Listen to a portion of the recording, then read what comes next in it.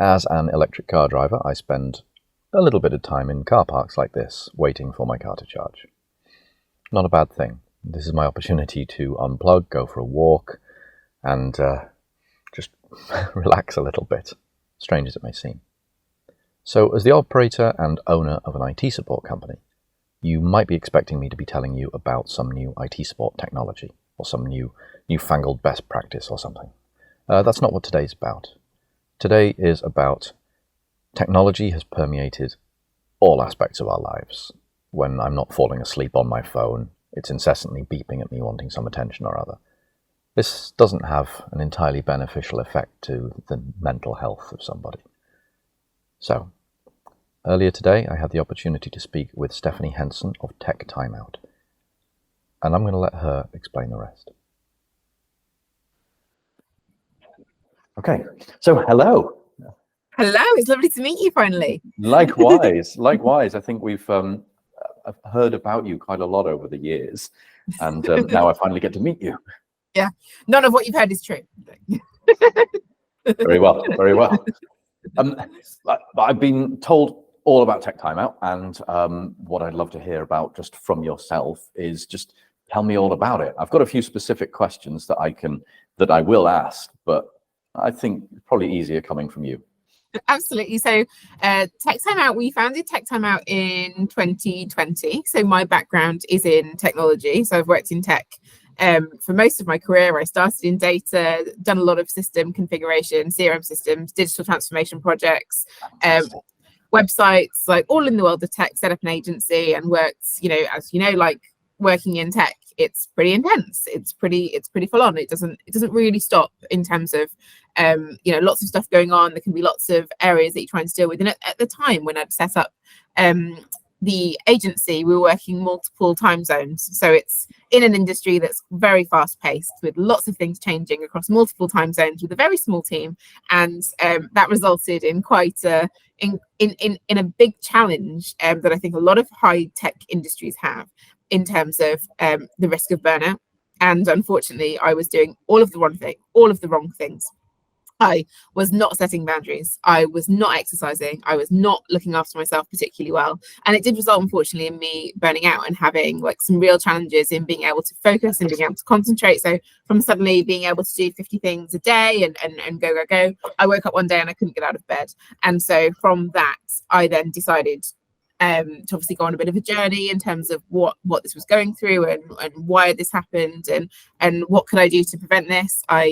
I started putting some boundaries in place. I started running. I started eating better. I started reducing my caffeine intake, which was at its peak probably about 7 a day. It was getting a bit, I was consistently wired, to the max.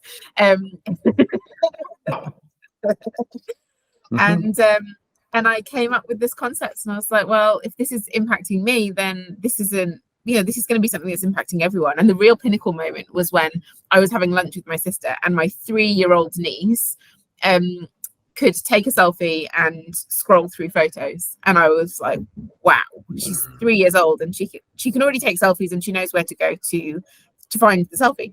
And I just got really concerned. So I started doing research on what the impact of technology is and what's happening, like what is the impact, what research is being done.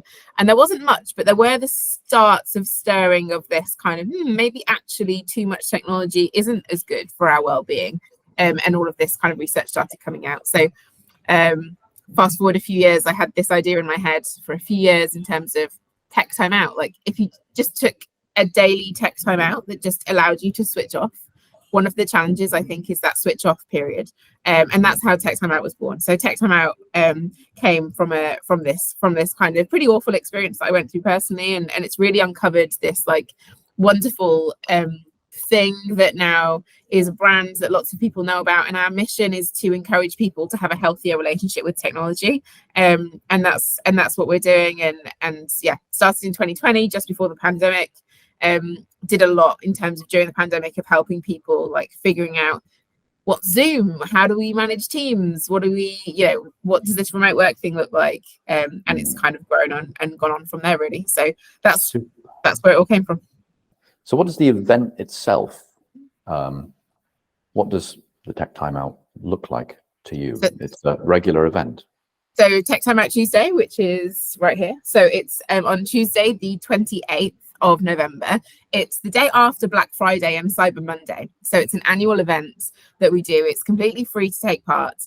And the idea is that we encourage people to pledge some time away from their tech on Techtimeout Tuesday. So what they decide to do with their time and the length of time that they wish to disconnect for is completely up to them, because your relationship with technology is very individual. Some people love it, some people hate it, some people don't get impacted with it as much as other people. So there's no right or wrong, there's no judgment. So it's all about finding something that fits for you in terms of what works and what fits into your life, just being a little bit conscious of, okay, what can I do to unplug? And if you struggle with that question, we have a bunch of resources on our website that you can use to kind of pick from a list of different Techtimeout activities that you might decide to do, whether it's a 10-minute walk, whether it's an hour, whether it's, doing a yoga session, whether it's doing some board games, whether it's writing a story. Like, it doesn't really matter what the activity is that you do. We get lots of people that do lots of different crafts, lots of things with friends, lots of things, sometimes meditative activities. Some people do it in teams, some people do it by themselves. It's completely up to you. This year we've got over 1 million. We've got over 1 million employees, like from a range of different companies around the UK, all taking part in the day.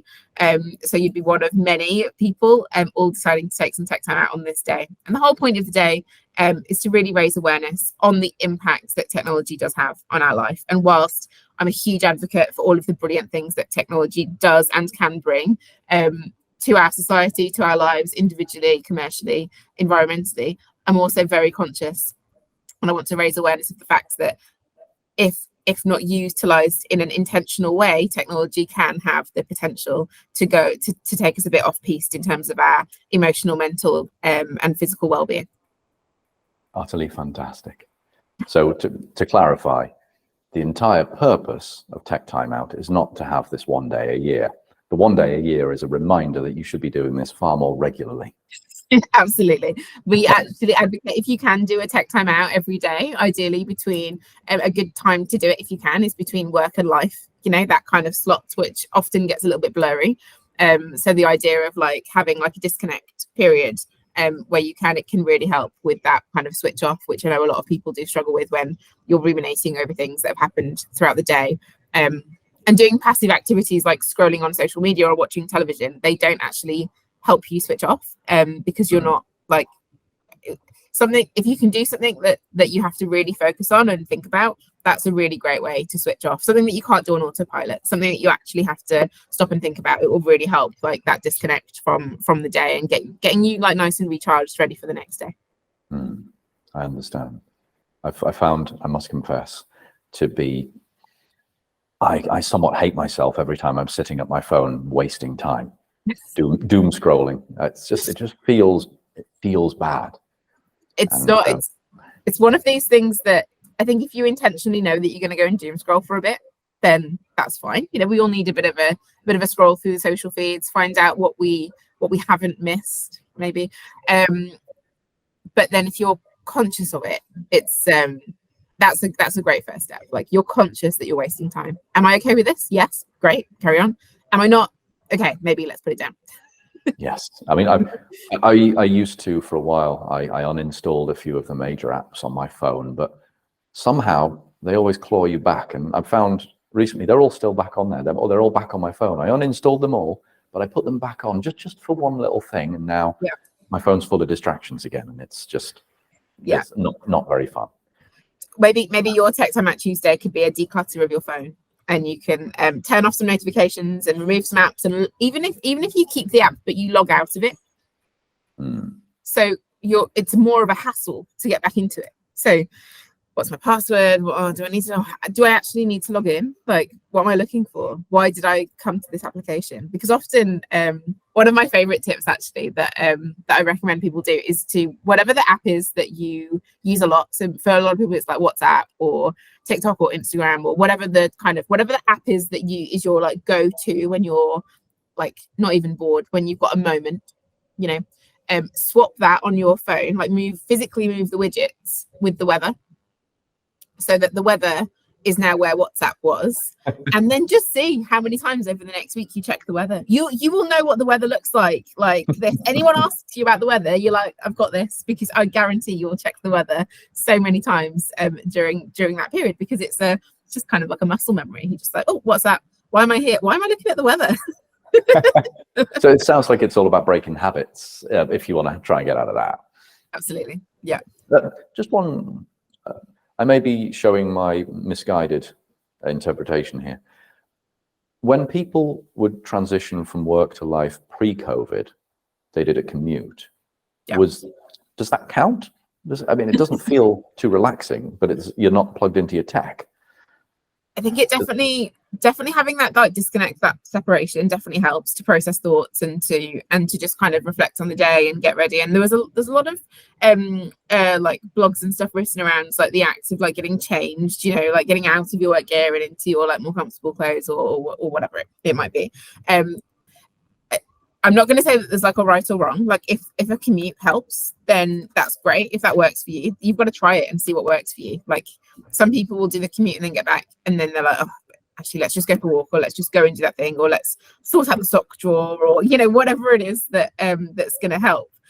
Go and like play on the guitar for a bit, or whatever it is that those things that you never quite get round to. So during our sessions, when we're working with companies, we ask people, okay, so what gives you energy? Like, what are the tasks that after you've done them, like what really excites you? Like after you've done it, what fills you up? Like what fills your cup up?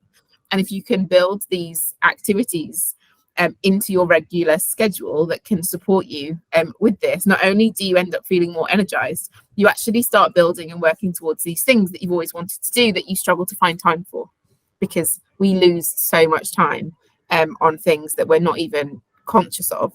So if you can reallocate this time that's spent on things that, when you put it on a list of the things that give you energy, probably isn't in the top percentile, and just switch that around. That's the goal of what we're trying to achieve. It sounds wonderful. You should try it. Yes, I shall on Tuesday. Excellent. Any success stories that you want to share? So we have we've got lots of people in terms of Techtimeout Tuesday. We have lots of companies all over the country taking part. So we've got, like I said, we've got people organizing sessions in teams. We've got some people doing this individually. What I would recommend is for people to just pick an activity and pledge some time. So that's like the simplest way to kind of get started with that. In terms of impact of what this does, so I love reading the quotes afterwards, and the feedback is always amazing. And my favorite quote that has always stuck with me like over the years that we've been doing this is, oh my gosh, this was so incredible. It actually allowed my brain to breathe.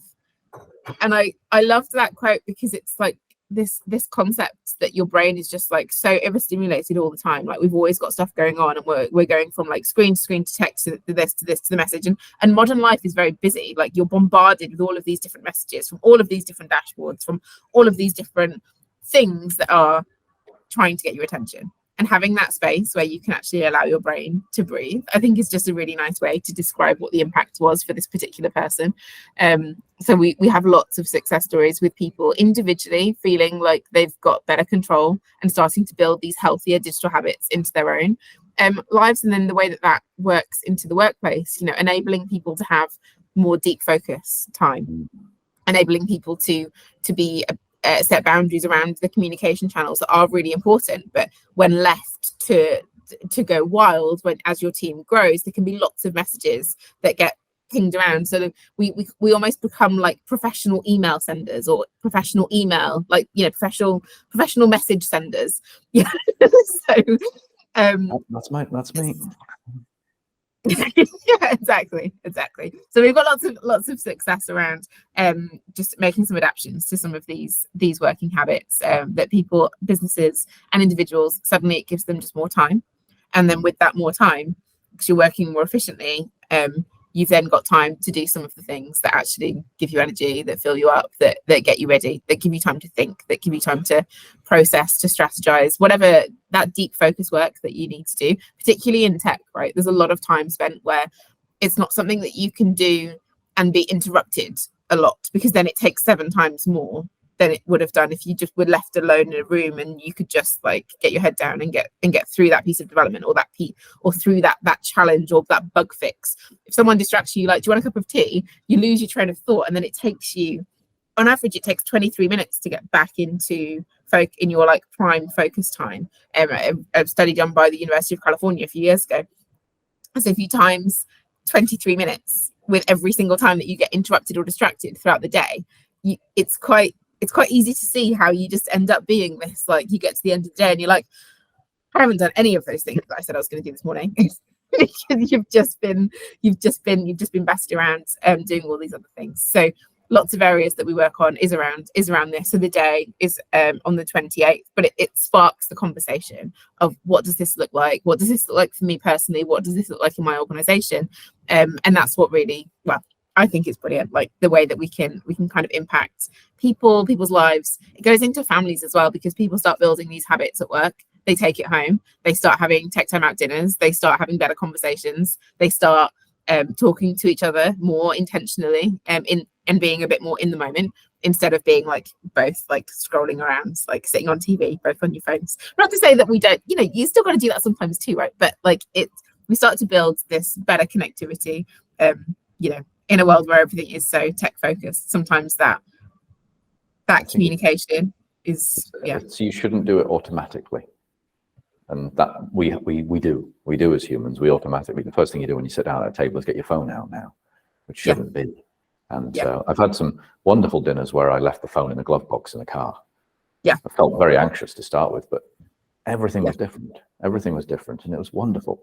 But now, of course, you can see what's happening. You can now pay with your phone, so people just cannot be without it. But no. It's not a good habit. Take your credit card out once in a while. We have these bags, which are like Tech Timeout baggies, like sleeping bags for your phone. And it's such a simple concept that's like, okay, you need to take your phone and you put your phone like in the bag, like very, very simple. But the moment that you do that, all of a sudden, like your phone is more difficult to reach, right? Like you can't just get it and flick it open. And it stops that, like that need, that desire, that like, oh, what? Why am I reaching for my phone? What am I looking for?